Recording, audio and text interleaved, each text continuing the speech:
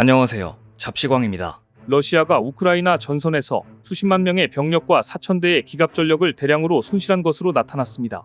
반면 서방에서 지원한 기갑 장비로 무장한 우크라이나군은 러시아에 비해서는 기갑 장비 손실이 적은 것으로 알려졌습니다. 최근 우크라이나 전쟁에서는 장갑차가 주인공이나 다름없습니다. 전쟁이 길어지고 양측 모두 투입할 수 있는 전차가 부족해지다 보니 전차가 있어야 할 곳에 장갑차를 투입할 수밖에 없기 때문입니다.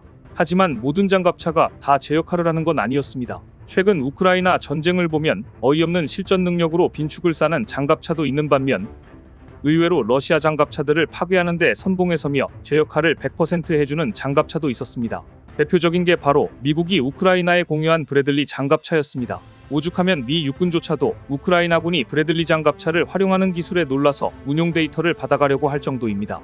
그런데 브래들리 장갑차보다 우수하며 최신의 전투력을 갖춘 미래형 궤도 보병 전투 장갑 차량을 한국이 만들었습니다. 호주에 수출한 데 이어 루마니아까지도 군침을 흘리고 있는 한국이 만든 미래형 궤도 보병 전투 차량은 무엇일까요? 오늘은 이 소식 자세히 전해드립니다. 영상에서 보신 것처럼 브래들리 장갑차는 지뢰밭을 뚫고 나와 러시아 장갑차들을 벌집으로 만들어 놓는다든가 심지어 러시아 전차까지도 사냥하는 등 누구도 기대하지 않은 결과들을 내놓고 있습니다.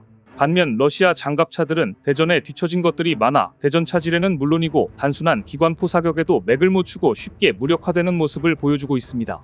이런 실전 사례가 속속 영상으로 보내지자 당연히 새롭게 장갑차와 전차를 구매하려는 국가들에게 영향을 미치고 있는데요. 러시아 장갑차가 브래들리 장갑차에 의해 찢겨나갔다면 브래들리 역시 현대적 장갑차의 트렌드에 비하면 조금 뒤떨어진다고 볼 수 있는 무기체계를 갖고 있습니다.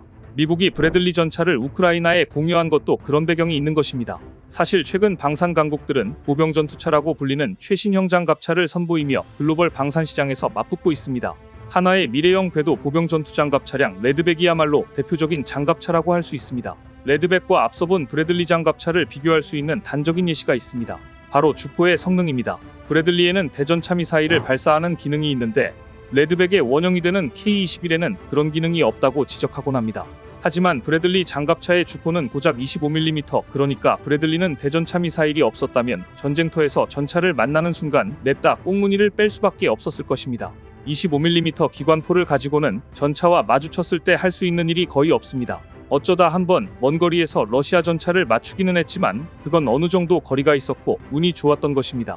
반면 레드백은 주포가 40mm 기관포입니다. 이 기관포를 이용해서 전차전 전용 포탄인 날개 안정분리 철갑탄을 쏠 수도 있습니다. 레드백은 어차피 전차전을 상정하고 만들어진 주포를 달고 있는 것입니다. 그런데 레드백은 이런 주포에다가 스파이크 대전차 미사일까지 달고 있으니 더 강력할 수밖에 없습니다. 레드백은 K-21을 기반으로 한국이 호주 수출을 위해 개량한 모델인데요. 호주 전차 사업에서 독일의 링스를 물리치고 사업을 따낼 정도이니 더 이상 설명이 필요 없습니다. 한국이 독일보다 나은 보병 전투차를 만들 수 있을까라는 의문은 누구보다 호주 내부에서 많았습니다. 하지만 한국이 레드백의 성능을 직접 보여주자 두 눈으로 성능을 확인한 호주는 레드백을 선택하지 않을 수 없었습니다. 하나 에어로스페이스는 호주 질롱시에 만든 레드백 공장을 원래 약속보다 4개월이나 빨리 완공해 호주 관계자들을 놀라게 했습니다. 이는 독일 라인메탈사가 호주 브리즈번에 만든 공장보다 훨씬 더 크고 첨단화된 공장입니다. 이곳에서 내년부터 헌츠맨 장갑차와 레드백을 생산하게 됩니다. 더구나 상황에 따라서 다연장 로켓 천무의 생산도 가능할 것이라는 게 업계의 시각입니다. 호주군이 20여 대의 하이마스를 운용하고 있지만 우크라이나에 지원했기 때문에 천무 다연장 로켓이 그 공백을 메우는데 유력하다고 보는 것입니다. 더구나 하나는 미국 방산업체 노스롭 그루먼과 손을 잡고 호주산 레드백의 체인건 장착을 본격화하고 있습니다. 하나는 호주 육군 궤도형 장갑차 획득 사업을 위한 성능 테스트에서부터 노스롭 그루먼에 기관포를 장착해 평가에 임한 바 있습니다. 이에 따라 최근 노스롭 그루먼은 하나디펜스 오스트레일리아와 레드백에 통합될 MK44 스트레치 부시마스터 체인건을 공급하는 계약을 체결했다고 발표했습니다. MK44 부시마스터 체인건은 미국과 영국 등 나토 19개 동맹국이 사용하는 모든 종류의 구경탄을 발사할 수 있습니다. 또 노스롭 그루먼의 첨단 탄약 제품군과 상호 운용도 가능합니다. 더구나 새로운 프로그래밍이 가능한 공중폭발 탄약이 포함돼 있어 호주의 최첨단 탄약 기술을 제공할 것입니다. 모든 포탄에는 공중폭발 및 근접폭발을 설정할 수 있는 신관이 탑재되어 있고 유사시 일부 부품만 교체해 40mm 기관포로 손쉽게 업그레이드가 가능합니다. 이처럼 우크라이나 전쟁에서 장갑차의 중요성이 부각되고 최신 사양을 갖춘 레드백에 대한 호평이 이어지면서 레드백의 원형인 K-21 장갑차까지 주목받고 있습니다. 군사 전문가들은 40년 이상 된 브래들리 장갑차가 러시아 기갑부대를 파괴하는 것을 보면서 한국군이 운용 중인 K-21의 장갑을 강화하면 브래들리 못지않은 활약을 할 수 있는 것이라고 예상합니다. 한국은 자폭 드론에도 꿈쩍 않는 브래들리 장갑차의 장갑처럼 튼튼하고 방어력 높은 장갑을 위해 K-21의 MMC 장갑을 새롭게 적용할 계획인데요. K-21 장갑차는 40mm 이상 주포를 가지고 있어 방어력 높은 장갑만 더해진다면 브래들리 장갑차 못지않은 성능을 낼 것으로 기대되고 있습니다. 이미 발트 3국 중 하나인 라트비아에서 K-21을 눈여겨보고 자국 장갑차 도입 사업의 중요한 후보로 생각하고 있다는 것이 알려진 바 있는데요. 만일 라트비아가 K-21 장갑차를 최종 선택하게 된다면 한국 장갑차 수출은 유럽에서 날개를 달 것으로 예상됩니다.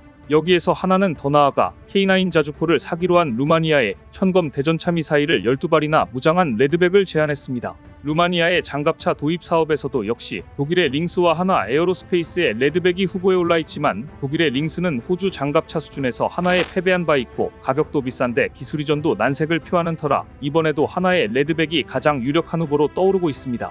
이처럼 현재 장갑차 시장에서 한국의 레드백과 독일의 링스 이외에 이렇다 할 다른 대안을 떠오르지 않는 이유는 중국 장갑차가 안 그래도 세계에서 그다지 찾는 곳이 많지 않은데 남미 볼리비아에서마저 굴욕을 당했기 때문입니다. 단 3시간 만에 끝난 볼리비아의 황당한 쿠데타는 많은 뉴스를 통해 접하셨을 텐데요. 당시 시민들이 쿠데타를 일으킨 반란군을 전혀 두려워하지 않았는데 왜 그랬는지 유추할 수 있는 황당한 영상이 공개됐습니다. 지난 6월 26일 쿠데타 시도가 있었던 볼리비아군의 실패 배경 중 하나에는 중국산 무기의 형편없는 신뢰성이 있었다고 현지 소식통들이 전했습니다. 쿠데타를 시도한 군인들은 최루탄을 쏘며 장갑차를 타고 돌진해 대통령궁의 입구를 들이받고 내부 진입을 시도했는데요. 이 과정에서 대통령궁으로 돌격하던 장갑차 한 대가 광장 안쪽에 혼자 있는 모습이 영상을 통해 공개된 것입니다.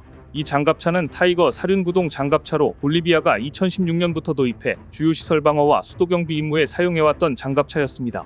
중국 산시성에 있는 바오지라는 업체에서 생산된 이 장갑차는 9명의 완전 무장 병력을 태울 수 있는 경장갑차로서 재원상으로는 모든 지형에서 기동이 가능하고 60도의 경사지형 35cm 높이의 수직장애물까지 통과할 수 있다고 되어 있습니다. 하지만 이 장갑차는 쿠데타 시도 와중에 광장으로 향하던 중 20cm 정도의 도로 연석에 바퀴가 닿은 뒤 전방 구동축이 부러지면서 그대로 멈춰섰습니다. 그런데 현장에서 시민이 촬영한 영상을 보면 당황한 쿠데타군이 차량에서 내려 바퀴를 연신 발로 걷어차는 모습이 등장합니다. 이 영상을 보며 네티즌들은 볼리비아의 쿠데타를 막는데 일조한 중국산 장갑차라며 메이드 인 차이나가 남미 역사를 새로 썼다는 조롱이 쏟아지고 있습니다. 이렇게 중국 장갑차가 굴욕을 당하는 사이 남미 페루에서도 한국 장갑차 사랑이 식을 줄 모르고 있습니다. 현대로템의 K808 장갑차의 페루 수출은 한국 최초의 차륜형 장갑차의 수출로 기록됐을 정도로 의미가 있는 수주였습니다. 그런데 K808 장갑차의 수출 소식이 들려온 지 한 달도 되지 않아 페루의 육군 조병창은 장갑차 생산을 위한 공장 설립에 적극 나서는 등 대한민국의 장갑차에 대한 기대가 대단하다는 것을 보여주고 있습니다. 페루뿐 아니라 폴란드는 한 발 더 나아가 한국과 공동 개발을 통해 새로운 장갑차를 개발하겠다는 계획까지 발표했습니다. 폴란드는 K808을 기반으로 현대로템과 함께 신형 NKTO를 개발하고 1000대 가까이 NKTO를 도입할 예정인데요. 폴란드 외에도 세계 최강의 장갑차를 만들어내기 위한 대한민국의 노력은 계속되고 있습니다. 지난 수년간 현대로템은 독자적인 장갑차 개발을 통해 작년 아덱스에서 처음으로 신형 장갑차를 공개했습니다.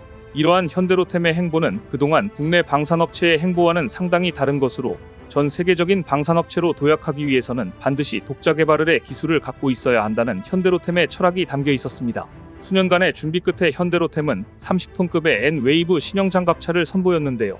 N-웨이브 장갑차는 완전 무장한 10여 명 이상의 대원들을 탑승시키고도 탄약과 중화기까지 탑승시킬 수 있습니다. 여기에 현대전에서의 장갑차는 대공미사일과 저격총, 중기관총 등 중화무기로 무장도 해야 합니다. 또한 N-웨이브는 12.7mm의 간단한 포탑을 탑재할 수 있는 APC용과 30에서 40mm의 강력한 기관 포탑뿐 아니라 105mm 이상의 저관동포를 탑재한 보병전투차용으로 다양하게 운용이 가능합니다. 여기에 700마력에 달하는 디젤 엔진과 7단 자동 변속기를 통해 30톤의 육중한 무게에도 불구하고 시속 100km의 최고 속력을 구현했습니다. 또한 적기 공격으로 타이어가 훼손되더라도 주행이 가능하도록 런플랫 타이어를 장착하고 다양한 지형과 전투 환경에서의 기동성을 극대화했습니다. 현대전에서 이처럼 기동성과 탄탄한 방호력 모두를 갖춘 중형 장갑차가 필요해진 이유는 보병이 사용하는 장비와 무기, 지원 체계가 상당히 늘어나 많은 보병을 안전하게 수송하는 임무를 맡아줄 중형 장갑차의 필요성이 더 커졌기 때문입니다.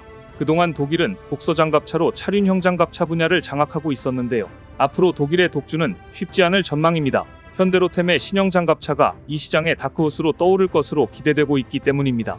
오늘 준비한 소식은 여기까지입니다. 댓글을 통한 여러분들의 많은 의견 기다리겠습니다. 시청해주셔서 감사합니다.